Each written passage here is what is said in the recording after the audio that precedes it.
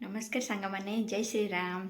चलतु आज बड़ी पारिबा एटा होची बिरी बटा जोड़ा को कि गोटे दिन राति बिरी को आमे बतुरई की अल्प अल्प पानी देके ग्राइंडिंग करके रखीचु। ताको भल से फास्ट फेणे देबे पूरा एमती जिते भल से फेणेबे बड़ी सेते हल्का हवा और टेस्टी भी लगे और जल्दी सुखीब भी। तो मुझे जीरा और हेंगू टिके ऐड करदेली।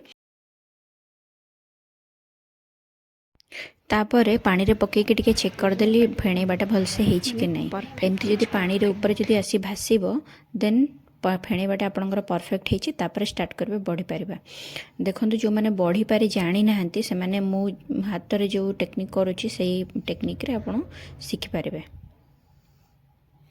हेई गला हमर बड़ी परा। आउ हाँ सांग माने एटा होछि फुल्ल बड़ी। आपण माने को बढ़ी पारिबा सिखिचंती निश्चय जणैबे। देखंतु केते बढ़िया देखाउछि टिके टिके बढ़ी।